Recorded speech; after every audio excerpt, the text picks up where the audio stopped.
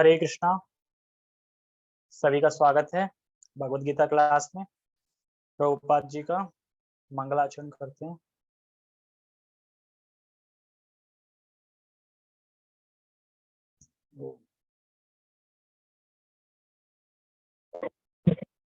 ओम अज्ञानतिमिरान्धस्य ज्ञानञ्जनशलाकया चक्षुरुन्मिलितं येन तस्मै श्रीगुरुवे नमः। श्रीचैतन्यमनोभीष्टं स्थापितं येन भूतले स्वयं रूप कदा मह्यं ददाति स्वपदान्तिकम्। वन्देऽहं श्रीगुरु श्रीयुतापदकमलं श्रीगुरून् वैष्णवांश्च श्रीरूपं साग्रजातं सहगण रघुनाथान्वितं तं सजीवं साधुवेतं सावधूतं परिजनसहितं कृष्ण चैतन्य देवं श्रीराधा कृष्ण पादान् सहगण ललिता श्री विशाखान्वितांश्च। हे कृष्ण करुणा सिंधु दीनबंधु जगतपते गोपेश गोपिका कांता राधा कांता नमस्तुते। तप्त कांचना गौरांगी राधे वृंदावनेश्वरी वृषभानुसुते देवी प्रणमामि हरिप्रिये। वाञ्छाकल्पतरुभ्यश्च सिन्धुभ्य एव च पतितानां पावनेभ्यो वैष्णवेभ्यो नमो नमः। जय श्री कृष्णा चैतन्य श्री हरे कृष्णा कृष्णा कृष्णा हरे हरे हरे राम राम राम राम हरे हरे। नमो विष्णुपादाय कृष्णाय भूतले श्रीमते भक्ति वेदांत स्वामिनीति नामिने। नमस्ते सारस्वते देवे गौरवाणी प्रचारिणे निर्विशेष शून्यवादी पाश्चात्य देशतारिणे। ओके, हरे कृष्णा। अब मुझे कोई बताएगा कि आवाज ठीक आ रही है?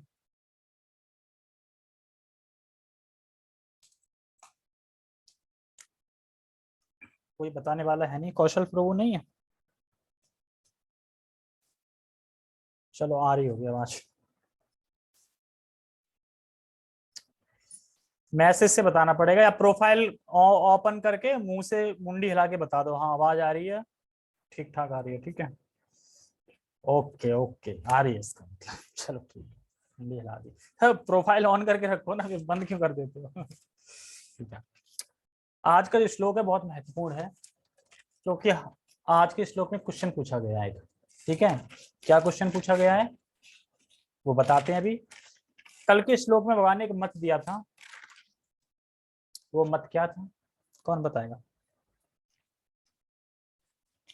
क्या उस फोन में थोड़ी मत क्या दिया था भगवान ने? फोन पे नहीं, जो बंद हो गया 12 अच्छा अच्छा, हाँ हाँ। किसी को नहीं पता कल भगवान ने मत क्या दिया था? ऐसा मेरा मत है, क्या मत दिया था? अरे भाई, जो अभ्यास बताया था, वैराग्य बताया था, उसको जो फॉलो नहीं करेगा तो वो शायद ये कि वो मतलब टिक पाए, ऐसा मेरा मत है। और क्या मत था? जो इस अभ्यास को और वैराग्य को फॉलो करेगा वो आत्मा की उस स्थिति पे पहुंच जाएगा जिसमें वो भगवान का चिंतन हमेशा कर सके। ये चीज बताई गई थी। ठीक है, तो याद रखा करो पिछले के श्लोक में क्या है। चलो ये बात बता दी। अब अर्जुन सुन रहे हैं। अर्जुन कह रहे हैं सुन तो लिया, भगवान से एक क्वेश्चन और पूछ लेते हैं। क्या पूछ लेते हैं? ये पूछ लेते हैं, ठीक है, अगर किसी ने बड़ा श्रद्धा से पालन किया, भक्ति करी, सब कुछ करा और बीच में गिर गया तो? होता ना, बीच में गिर गया तो, पतन हो गया तो, फॉल डाउन हो गया तो, फेलियर हो गए तो क्या होगा? तो भगवान उसी के बारे में क्वेश्चन पूछा है। 40, 41, 42 में शायद जवाब देंगे, अभी क्वेश्चन चलेगा। ठीक है, तो बहुत महत्वपूर्ण श्लोक है, इसको समझने का प्रयास करते हैं। ठीक है, पहले श्लोक का उच्चारण करते हैं। आज थोड़ी सी क्लास लंबी हो सकती है, 40 मिनट। ओके, भैया नहीं आया आज काम पे, तो वहां पे जूम। चलो ठीक है। अर्जुन वाच अयति श्रद्धयोपेतो योगचलित मानसः अप्राप्य योग संसिद्धम काम गतिम कृष्ण गच्छति। अर्जुन उवाच अयति श्रद्धयोपेतो योगाचलति मानसः अप्राप्य योग संसिद्धिम काम गतिम कृष्ण गच्छति। इसलिए बिल्कुल इजी है। कुछ ऐसा है कि लैपटॉप ऐसे आ जाए, क्या है तकिया है वाला, क्योंकि आज कैमरा नहीं है ना, आज लैपटॉप का कैमरा है। नहीं बस थोड़ा बटट आ रहा है बस, ठीक है ओके। अर्जुन वाच मतलब अर्जुन ने कहा, अयति, इसमें बस अयति समझना है। अयति का मतलब क्या होता है? अयति मतलब होता है असफल, असफल योगी। मतलब असफल योगी में अयति में यहाँ पे हमें एक चीज समझनी होगी। एक होता है अति, यति, ये है अयति। यति मतलब होता है जो योग में प्रयत्नशील है, लगा हुआ है, मतलब लग रहा है। अब उसके आगे आ लगा दिया तो मतलब जो नहीं लगा है, यही तो होगा ना। यति मतलब जो लगा हुआ है, अयति मतलब जो नहीं लगा है। लेकिन यहाँ प्रभुपाद जी ये नहीं बता रहे कि अयति मतलब कि वो लगा तो था पर पूर्ण नहीं कर पाया। जैसे कोई कोर्स ज्वाइन किया पर बीच में छोड़ दिया, ठीक है, तो क्या होगा? ना डिग्री मिलेगी, कुछ नहीं मिलेगा। भगवान देखो, भगवान की भक्ति ऐसी है कि तुम भले असफल हो जाओ, कोई बात नहीं, फिर से मिलेगा मौका। वो अगले आगे वाले श्लोकों में बताएंगे। तो ये यहाँ पे कह रहे हैं अयति। अयति मतलब कि असफल योगी जो प्रयासशील है उसे यति कहा जाता है। प्रयासशील मतलब प्रयास कर रहा है, प्रयासशील है, यति कहा जाता है। यहाँ यति का मतलब ये नहीं है कि प्रयत्नशील नहीं है। यहाँ अयति का अर्थ है उसने पूर्ण प्रयास नहीं कर पाया। प्रयास तो करा पर पूर्ण नहीं हो पाया। पूर्ण मतलब भगवान के धाम पहुंच नहीं पाया, इतने में फॉल डाउन हो गया, उसका फेलियर हो गया उसका, ठीक है, गिर गया। वो किस में गिर गया? माया में गिर गया, ठीक है, तो असफल हो गया। अच्छा, फिर आयति के बाद फिर क्या है? श्रद्धयोपेतो, उसने श्रद्धा के साथ योग भक्ति करी थी। मतलब योग जो कर रहा था वो श्रद्धा के साथ कर रहा था। ऐसा नहीं कि मतलब कि टाइम पास के लिए कर रहा था या श्रद्धा नहीं है ऐसे किसी के कहने पे कर रहा था, नहीं, श्रद्धा के साथ कर रहा था, पूरा श्रद्धा थी, सब कुछ सही से कर रहा था बिल्कुल। तो ये यहाँ पे होता है श्रद्धयो पेतो, मतलब पहले तो श्रद्धा से इस योग के पथ में लगता है। तो जो योग का पथ है जो बताया भगवान ने, उसमें अष्टांग योग में, भक्ति योग में वो अच्छे से लगा था, श्रद्धा के साथ लगा था, ठीक है। फिर क्या हुआ? फिर क्या बोल रहे हैं? योगोचलित मानसा, लेकिन मतलब लेकिन उसका मन योग पद्धति से हट जाता है। क्यों हट जाता है? योग चलित मानसा, चलित, चल रहा है। कौन चल रहा है? चंचल मन है जो चल रहा है, अपना मन चल ही रहा है ना, चलायमान है ना मन। तो उस चंचल के मन की वजह से क्या है, वो योग से हट जाता है, मन की वजह से, ठीक है। फिर क्या करें आगे? अप्राप्य योग संसिद्धिम काम गति कृष्ण गच्छति। तो अर्जुन ये पूछ रहे हैं कि जो असफल योगी है, जिसने योग पूर्ण नहीं कर पाया, वो श्रद्धा के साथ कर रहा था बट उसकी इंद्रियां चलायमान थी, तो वो योग से विपत हो गया, हट गया। तो ऐसे व्यक्ति की, हे कृष्ण, ऐसा व्यक्ति की मतलब क्या गति होगी? वो क्या पाएगा? मतलब उसे धाम मिलेगा, स्वर्ग मिलेगा या नरक मिलेगा, क्या होगा? वो सब उसकी जानकारी ले रहे हैं यहाँ पे अर्जुन। तो ये बता रहे हैं योग की सम्यक सिद्धि, जिसमें मन हमेशा भगवान में ही जाए, उसको वो प्राप्त नहीं कर पाता है। तो उसकी क्या गति होती है? मान लो वो योग के पथ पे लगा था, योग का पथ लास्ट क्या था कि मन भगवान में लगने लगे। अब उसमें वो बीच में से ही छूट गया, छोड़ दिया, मतलब छूट गया माया की वजह से, या कोई भी रीजन हो सकता है उसकी वजह से। तो उसकी गति क्या होगी? जैसे कि एग्जांपल देते हैं, किसी ने कोई कोर्स ज्वाइन किया, अब बीच में छोड़ दिया कोर्स, पहला। दूसरा बताते हैं, कहावत आती है हिंदी में, माया मिली न राम। क्या मतलब है इसका, माया मिली न राम?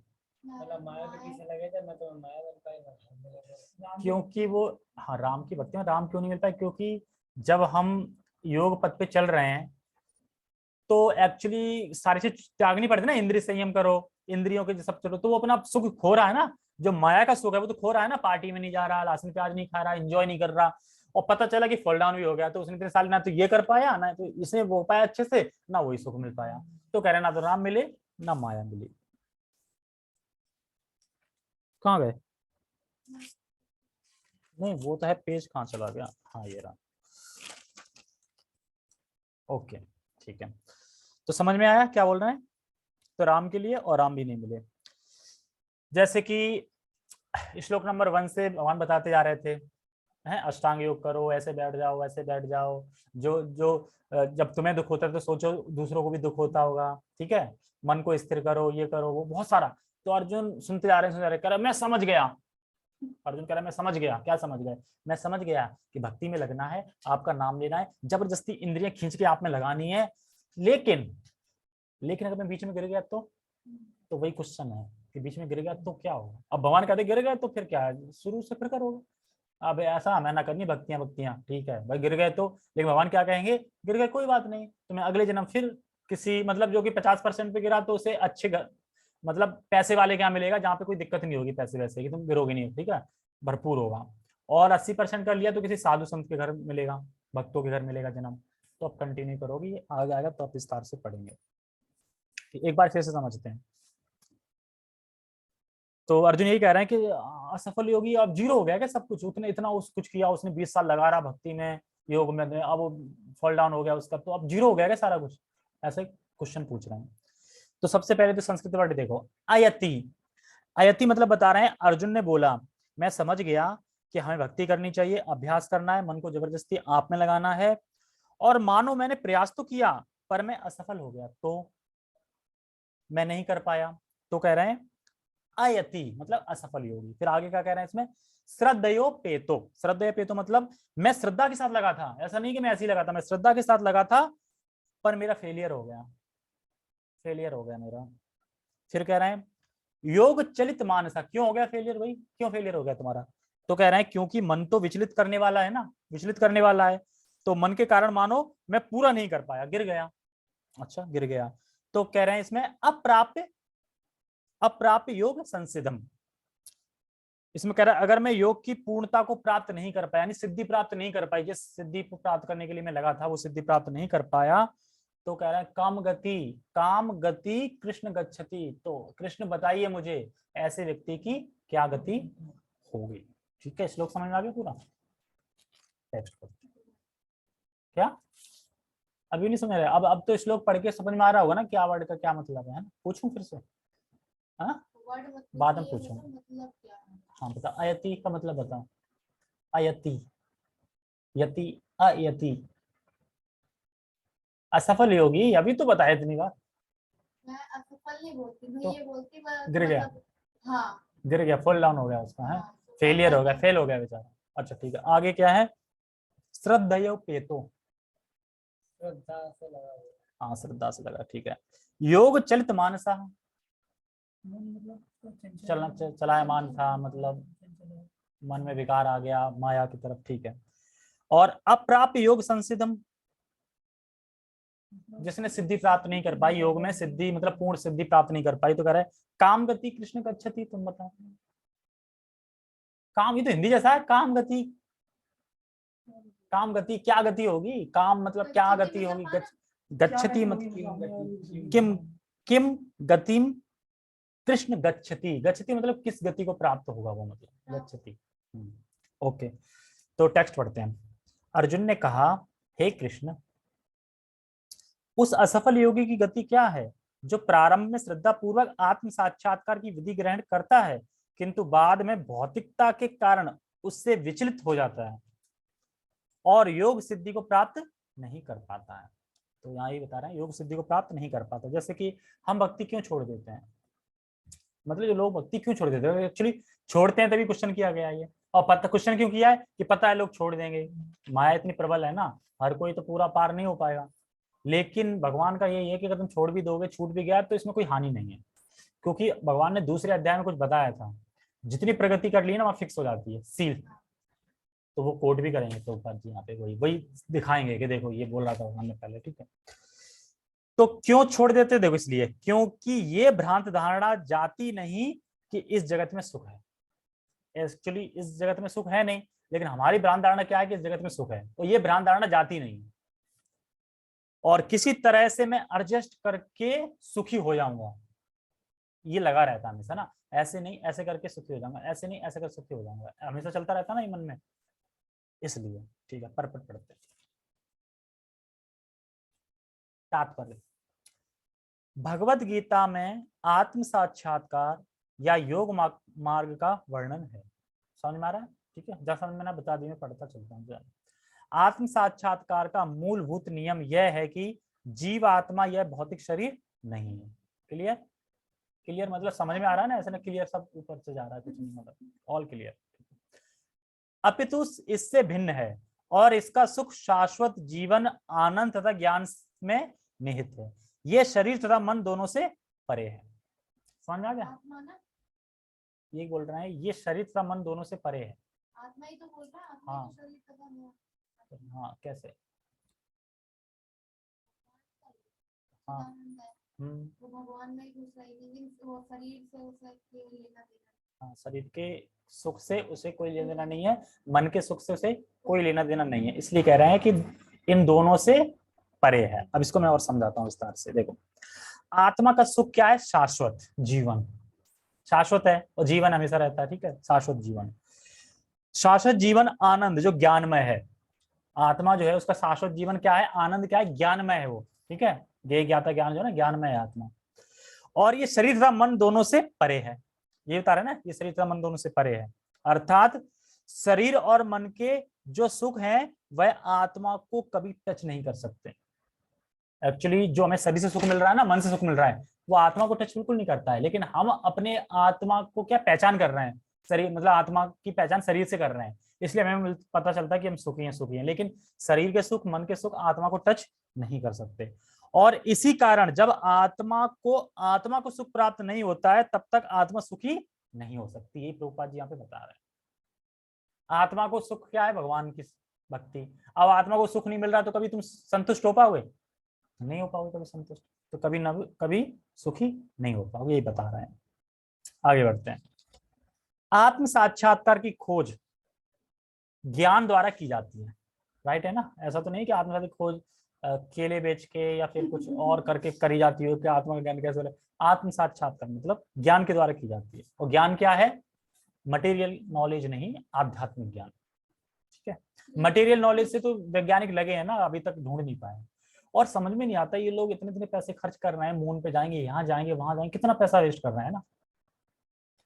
कैसे कैसे इसमें लगे पड़े हैं, ये है, ये वो है, बुद्धि कैसी है उनकी। ठीक है, इसके लिए अष्टांग विधि या भक्ति योग का अभ्यास करना होता है। ठीक है, मतलब आत्म साक्षात्कार के लिए ज्ञान जरूरी है और उसके लिए क्या करना पड़ेगा? अष्टांग योग या भक्ति योग का अभ्यास करना होगा, जो भगवान ने पिछले श्लोकों में बताया। इनमें से प्रत्येक विधि में जीव को अपनी स्वाभाविक स्थिति, भगवान से अपने संबंध तथा उन कार्यों की अनुभूति प्राप्त करनी होती है जिनके द्वारा वह टूटी हुई श्रृंखला को जोड़ सके और कृष्ण भावनामृत की सर्वोच्च सिद्ध अवस्था प्राप्त कर सके। बहुत कठिन हो गया, टूटी हुई श्रृंखला पता नहीं क्या आ गया है ना, टूटी हुई पतंग। जैसे कि अगर हमारी पतंग उड़ रही है और वो टूट गई, तो जोड़ने के लिए क्या करना पड़ेगा? धागा जो भी लाना पड़ेगा, बहाना पड़ेगा। ऐसी हमारी श्रृंखला क्या थी? भगवान के थे हम, आत्मा थे हम, ज्ञान था, तो वो श्रृंखला हमारी टूट गई, हम समझ नहीं पा रहे हम कौन है क्या है। तो वही चीज यहाँ पे समझा रहे हैं। तो देखो, समझो सही से क्या बता रहे हैं। देखो, श्रृंखला टूट चुकी है, ठीक है, यहाँ पे थी ना, जोड़ सके, कहाँ पे थे? नहीं कर सके। हाँ, देखो, प्रत्येक विधि में, इसमें बता रहे हैं, प्रत्येक विधि में जीव को अपनी स्वाभाविक स्थिति क्या है वो समझना होता है। यानी प्रत्येक विधि में, विधि मतलब मान लो श्रवण विधि हो या फिर कोई भी विधि हो, अष्टांग योग, भक्ति योग हो, उस विधि में क्या समझना होता है? अपने आप को समझना होता है ना कि मैं क्या हूँ। तो स्वाभाविक स्थिति क्या है वो समझना होता है। जैसे ज्ञान की जो भी विधि है, अब आत्म साक्षात्कार करना हमें, तो ये विधि समझनी होगी ना कि हम स्वाभाविक हैं क्या, मतलब हमारा स्वरूप क्या है, स्वाभाविक हम किस स्थिति में, तो वो समझना होता है। तो भगवान से अपना संबंध, यानी भगवान का वो दास है, ये समझे, मतलब वो समझ गया। पहला क्वेश्चन क्या समझा कि भगवान से हमारा संबंध क्या है, पता चल गया हम भगवान के दास हैं। पहला पता चल गया भगवान का दास है। और भगवान कौन है? ये। और उन कार्यों की अनुभूति अर्थात अभिधेय। अब पता चल गया जब मैं भगवान का दास हूं तो अब मुझे क्या करना होगा? क्रिकेट खेलना होगा, है ना। पता चल गया ना भगवान का दास हूं तो अब क्या करना पड़ेगा? भगवान की सेवा करनी होगी, क्रिकेट नहीं खेलना। ठीक है, तो भगवान का दास हूं तो अब मुझे भगवान की सेवा करनी होती है। तो इसमें तीन चीजें बता रहे हैं। देखो, श्रृंखला टूटी हुई है ना, तो अगर ये 3 चीज पता चलेगी तो श्रृंखला जुड़ जाएगी तुम्हारी। ये बता रहे हैं कैसे, देखो मैं कौन हूं पहला, दूसरा है भगवान कौन है और मेरा उनसे क्या संबंध है, और तीसरा है उस संबंध को हम, उस प्रेम में संबंध को हम, जो नित्य प्रेम में संबंध हमारा, उसको हम कैसे जागृत कर सकते हैं। 3 चीजें अगर पता चल गई तो जो श्रृंखला टूट चुकी है हमारी कि हम तो शरीर हैं, माया के दास हैं, मतलब बस घर वालों के दास हैं, जो घर वाले बोले वो करेंगे, तो ये सब श्रृंखला टूट गई तुम्हारी वाली, भगवान जुड़ी थी वो। अब उसको पुनः कैसे जोड़े उस श्रृंखला को, तो उसके लिए 3 चीजें हमें आनी चाहिए, ठीक है। तो और इसमें क्या बता रहे हैं कि तो जब ये 3 चीजें हो तो टूटी हुई श्रृंखला जुड़ जाती है, ठीक है। और इसके लिए सुनना बहुत जरूरी है। क्या बॉलीवुड सॉन्ग? नहीं, कथा तो बहुत चल रही है ना, आस्था चैनल पे आती है, क्या सुनना जरूरी है? कृष्ण कथा प्रामाणिक आचार्यों से कृष्ण कथा सुननी है, प्रामाणिक आचार्यों से भगवद गीता सुननी है। सुनने के लिए तो कथा तो बहुत दुनिया भर में चल रही है, और वो ऐसे पलटी पढ़ा देंगे, ऐसा सुना देंगे कि तुम खिलाफ खड़े हो जाओगे, लेकिन बस वहीं लगे रहोगे, ऐसा ऐसा होने करने वाले लोग हैं, ठीक है। और लोगों को ये समझ में नहीं आता, कुछ तथाकथित लोग, नाम नहीं ले रहा हूं मैं, 5-5, 10-10 सालों से मान लो जुड़े हैं और बदलाव नहीं आया 1% भी, तो क्या जिस चीज से जुड़े हैं वो है चीज हकीकत में? और तुम कृष्ण भक्ति करके देखो, कृष्ण जुड़ के देखो, 1 साल में तो छोड़ो, विद इन 1 मंथ में फर्क पता चल जाएगा। एग्जाम्पल है, अपने जूम में आते हैं नए लोग, एक बार सुना 16 माला पे सीधा आ जाते हैं, 4 बजे जग रहे हैं, माला कर रहे हैं। सोचो ना, हम ही सोच लो, प्याज लहसुन छूट गई, बाहर घूमना उमना सब छूट गया, कृष्ण जात करे मतलब प्रजल्प छूट गया बहुत सारा, और बाकी लोग तथा कहते 10-10 साल से जुड़े हैं, बता दो ना उनके अंदर क्या बदलाव आया, और भोग कैसे भोगे, और माया में फंसने के लिए पैसा जरूर मिल जाता है ताकि तुम और फंसे रहो इस जगत में। और ये जो मूर्ख लोग हैं, जो मूड लोग हैं, वो समझ नहीं पाते, वो सोचते हैं यही चमत्कार है, पैसा मिल गया ना ये सही है, दुख नहीं आ रहा ना ये सही है। जबकि कुंती देवी जब थी, भगवान थे, तो क्या दुख नहीं आया था उनके पास? भक्ति नहीं थे, आया था ना दुख। तो जहां भगवान होते हैं वहां दुख होता है, क्यों? पाप काटने हैं भैया तुम्हारे, पाप नहीं काटेंगे तो तुम कैसे पहुंचोगे धाम? मतलब तुम ये चाहोगे हम भक्ति भी कर लें, मजे कर लें यहाँ पे, तो पाप तो कटेंगे नहीं, तो फिर तो पाप नरक में काटने पड़ेंगे आगे। तो इसलिए भगवान क्या करते हैं, जल्दी जल्दी पाप काटते हैं, समझ नहीं पाते, ठीक है। तो ये हमें समझना चाहिए कि दुख क्यों आते हैं। एक्चुअली भगवान चाहते हैं जल्दी जल्दी क्लियर होकर सफाई। अब मान लो हृदय में पहुंच गए भगवान, अब सफाई कर रहे हैं, तो कुछ तो झेलना पड़ेगा ना। मान लो कि बहुत ज्यादा दुख मिलेगा तो कम मिलेगा, लेकिन मिलेगा दुख जरूर। क्यों मिलेगा? ताकि जल्दी जल्दी करके शुद्ध हो जाओ और ये मेरे पास आ जाए। क्योंकि जब भी कोई एक बार हरे कृष्णा बोलता है, भगवान का नाम लेता है, तो भगवान कहते हैं, जैसे कि राधा रानी जब बैठी होती ना, कृष्ण देखो ये कितना अच्छा भक्त है, कितना अच्छा डिवोटी है, देखो गीता पढ़ रहा है, बाकी सब तो नहीं पढ़ रहे। ऐसे खुश होते हैं कि देखो गीता पढ़ रहा है अपनी, बाकी कोई तो नहीं पढ़ रहा ना, कितना अच्छा व्यक्ति है। भले ही उसने गीता कभी पढ़ी ना, पर गीता पकड़ ली, उसी से प्रसन्न प्रसन्न हो जाते हैं वो। ये आगे आएगा भी और फिर हम देखते हैं, ठीक है। तो समझ आएगा, मैं सुनना जरूरी है, क्या बता रहा था मैं, श्रवण करना बहुत जरूरी है।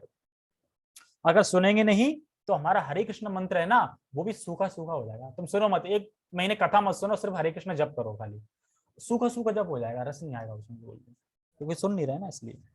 तो श्रवण पे बहुत श्रवण बहुत महत्वपूर्ण है, उस पर हमें पूरा पूरा फोकस करना चाहिए। और इससे पहले मैंने 3 चीजें बताई थी जो कि भक्ति में महत्वपूर्ण है। 3 चीजें थी। हाँ, अनुकूल, हाँ एक रह गई, निष्कपटता। ये 3 चीजें, श्रवण और ये ऊपर की 3 चीजें, ये कर लो तो जहां तक है वहां तक पूर्ण हो जाओगे, ठीक है। आगे पढ़ते हैं। ओके, कहाँ पे थे हम? हाँ, इन तीनों विधियों में से किसी का भी पालन, 3 विधि बताई ना, इन 3 विधियों में किसी का भी पालन करने, ज्यादा आगे तो नहीं बढ़ गया? नहीं, सही।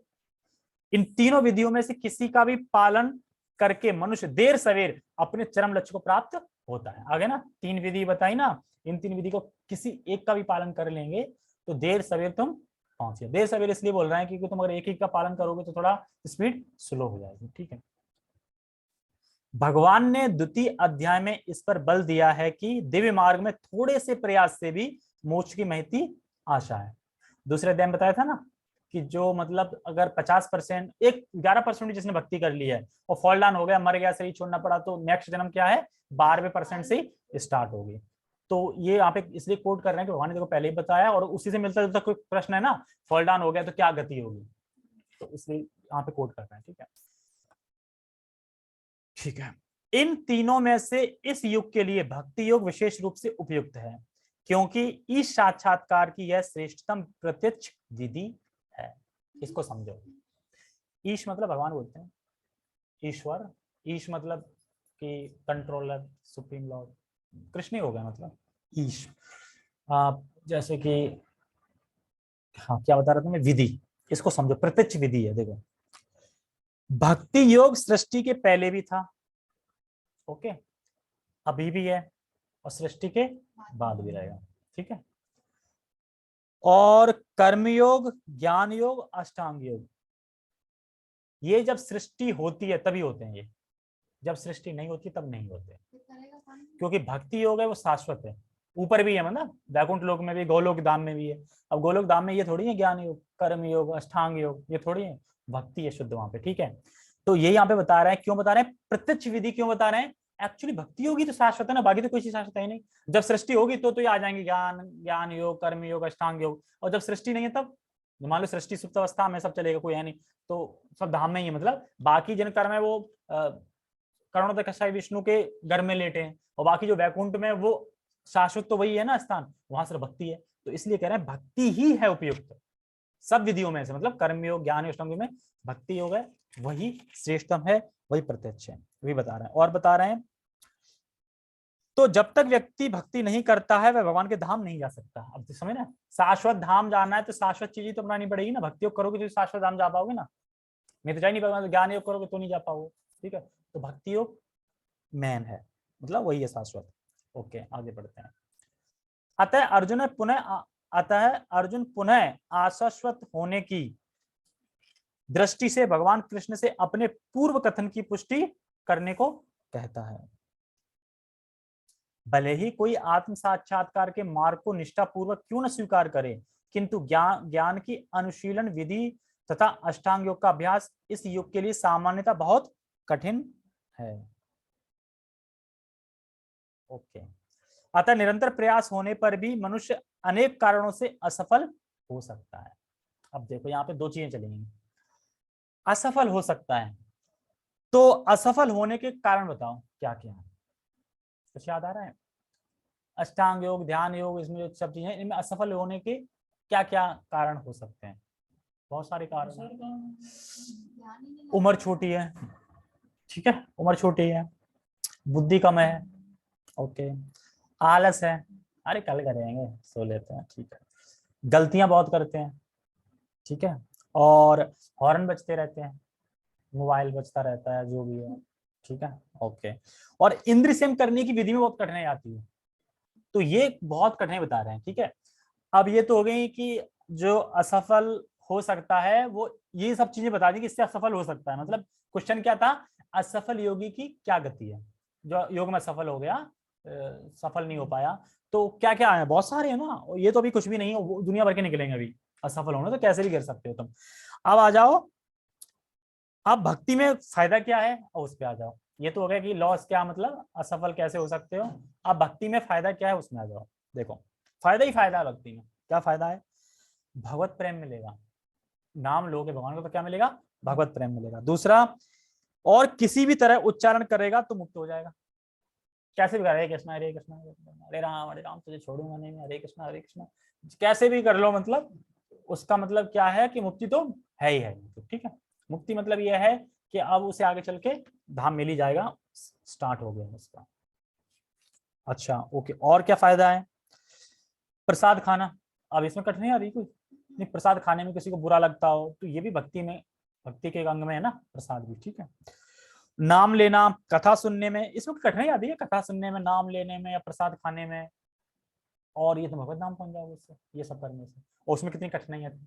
ठीक है, ओके, जैसे अनंत जन्मों के पाप नष्ट हो जाते हैं कृष्ण बोलने से, ये भी है। जैसे कि नाम भी किस तरीके के, जैसे एक होता है साकेतक नाम, साकेत में नाम होता है, संकेत, मतलब संकेत देके कहते हैं, संकेत मतलब ओ हरि बोल, गोविंदपुरी कहाँ है, अब हो गया उसका उद्धार, इतने में भक्ति में आ जाएगा वो, तो इसमें कौन सी कठिनाई हो रही है इसमें, हरि बोल ऐसे बोल दिया उसने।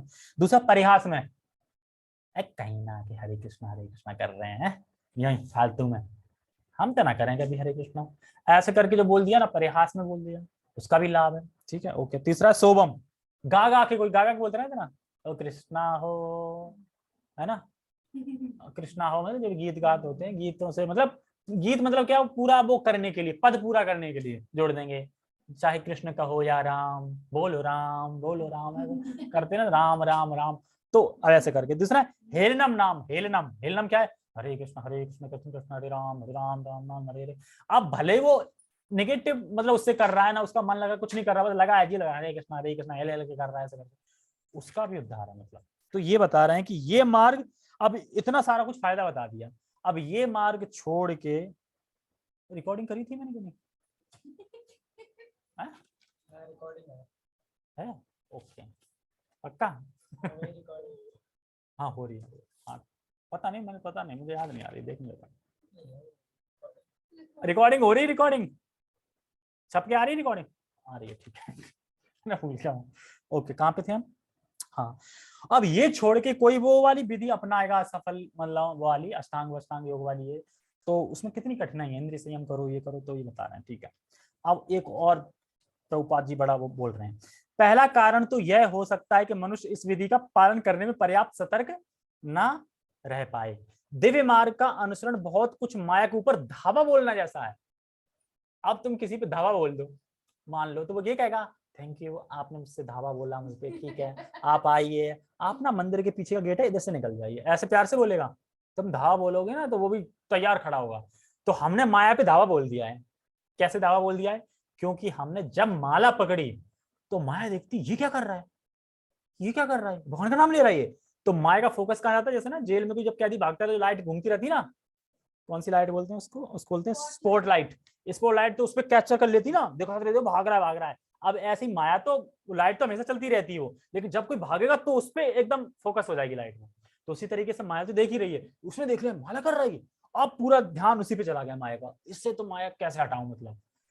तो हमने माया पे दावा बोल दिया ना कि माया आओ मुझसे करो कंपटीशन, मैं कृष्ण का नाम, लेकिन हमने जब कृष्ण का नाम लिया तो हम किसके सामने आ गए, कृष्ण के सामने आ गए। तो माया प्रबोधन तो बहुत देगी ना, मत करो कुछ नहीं होता, कृष्ण के नाम लेके तुम मेरे पास आओ, मैं प्रेम से तुम पे लात मारूंगी, ठीक है, और फिर तुम चले जाना, फिर मैं बुलाऊंगी, फिर लात मारूंगी, बस ऐसे करके, ठीक है। प्रबोधन देती रहती है। प्रबोधन मतलब कैसे, पहले तो हम जब 4 नियम करेंगे उसमें प्रबोधन देगी, गिर जाओ किसी में, उसके बाद फिर सम्मान मिलेगा, सम्मान लीडर बन गए, सम्मान मिलेगा, उसमें प्रबोधन देगी, उसमें मर गए, या फिर पैसे में दे सकती, किसी भी चीज माया प्रबोधन दे सकती है। लेकिन इस चीज में हमें बस एक चीज का ख्याल रखना है कि जो हमारी इच्छा है वो स्वतंत्र है, उसमें माया हस्तक्षेप नहीं कर सकती, भगवान भी नहीं करते। मान लो कि भले मैंने 2 घंटे पहले बहुत पाप किया और फिर भी मैं कथा में आके बैठ गया हूं, तो भगवान स्वीकार करेंगे कृष्ण, क्योंकि तुम्हारी इच्छा है ना। तो हो सकता है कि हमारी इच्छा का दुरुपयोग करवा दे माया, लेकिन हमारी इच्छा को छीन नहीं सकती कभी भी माया, ये उसके हाथ में नहीं है। माया माया मतलब करती रहेगी ना, मतलब दूर दूर से होते हैं ना कुछ लोग होते हैं जो बाहर बाहर से ही करते रहेंगे, पर तुमसे कुछ नहीं बोल पाएंगे, तो कैसे भी डिटेक्ट हो जाए, हट जाए कैसे भी, पर बोलेंगे नहीं कुछ भी ऐसे करके। तो इसी तरीके से इसमें बता रहे हैं कि जैसे राइट नाउ अभी अपन पूरी तरह स्वतंत्र हैं, हमारे पास हमेशा इच्छा रहती है कि हमें माया को चुनना है कि कृष्ण को चुनना है, इसमें माया कुछ नहीं कर सकती। अगर हम कृष्ण को चुनेंगे तो माया रोक नहीं पाएगी, प्रबोधन दे सकती है कि ये कैसे भी हट जाए, लेकिन ऐसा नहीं है कि आके उठा के रोक के अलग रख दे, मतलब इच्छा ही खत्म कर दे, इच्छा ये यही करे कि मेरे लिए इच्छा करे, ऐसे माया नहीं कर सकती। और बता रहे हैं कि माया हमसे हमारी स्वेच्छा का दुरुपयोग तो करा सकती है, पर स्वेच्छा को कभी हमसे अलग नहीं कर सकती। जैसे माना कल मैंने बहुत पाप किए, मैंने बता दिया, ठीक है, तो कृष्ण हमें कभी भी रिजेक्ट नहीं करते, हमेशा हमारा स्वागत ही करते हैं। माया हमें बुलाती है कृष्ण के शरण में, क्यों, मेरी शरण में आओ, ये मैंने बता दिया, ठीक है। जैसे चैतन्य चरितामृत में कहा गया है, जहां कृष्ण तहां ना ही माया का अधिकार। तो किसी ने क्वेश्चन किया कि जब हम डीटी के सामने जाते हैं तो मन में बुरे विचार आते हैं, भोग विचार आते हैं, तो कह रहे वो तुम्हारे मन में आ रहे हैं ना, कृष्ण के मन में कौन सा विचार आ रहा है, ये मेरा डिवोटी है, मेरे सामने आया है। भगवान में तो ये विचार आना, तुम्हारे में क्या विचार है वो तुम छोड़ो ना, तुम तो भगवान के सामने गए ना।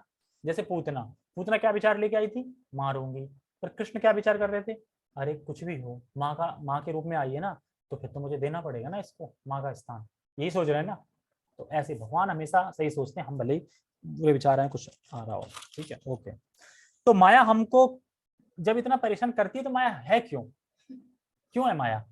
तो कह रहे हैं कि मान लो अगर कोई एक माता पिता है, उनका बेटा बहुत नालायक है, तो उसे सुधारने के लिए होता है ना, कहीं भेज देते हैं, तो वो जो सुधारने वाला होता है वो थोड़ा पीट पाटता भी है, लेकिन उद्देश्य क्या होता है, सुधर जाए। तो माया क्यों है यहाँ पे, हमें सुधारने के लिए ही है, वो पीटती है सुधरने के लिए। तुम सुधर नहीं रहे थे, मैं तुम्हें कितना पीट रही हूँ, मतलब पीट पीट के समझ में आ जाए इसको। तो माया इसीलिए है कि वो हमें पीटती है सुधारने के लिए, ठीक है। फिर कोई बोले अच्छा लेकिन हम पिट के भी ना सुधरे तो,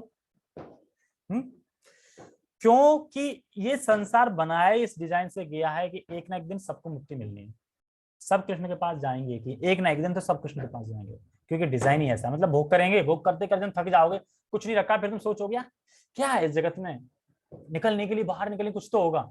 तो फिर वो सोचेगा, फिर वो जिज्ञासा करेगा, फिर धीरे धीरे देवताओं से जुड़ेगा, फिर धीरे धीरे मतलब ऐसे धीरे धीरे कर करके, पर मुक्त जरूर होगा, हर एक इंसान होगा, लेकिन जो भक्ति कर रहा है वो तुरंत होगा, तुरंत मतलब 1-2 जन्म में निबट जाएगा।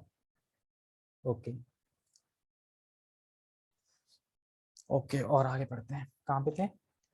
हाँ, फलतः जब भी मनुष्य माया के पास से छूटना चाहता है, तब वह विविध प्रलोभनों के द्वारा अभ्यासकर्ता को पराजित करना चाहती है। आगे ना प्रलोभन देती है ना, मान लो किसी ने इंद्रिय संयम तो करना सीख गया, अब उसे प्रलोभन देगी कि अब मैं इसको कहाँ गिराऊं, इंद्रिय संयम तो करना सीख गया, मैं उससे नीचे तो गिरा नहीं सकती, अब इससे ऊपर का देती हूँ। और मान लो होता है ना, रिश्वत देते हैं 5,000 नहीं, 10,000 नहीं, 20, 50, 1,00,000, तो ऐसी माया है कि और ज्यादा डोज, ज्यादा डोज, ज्यादा डोज।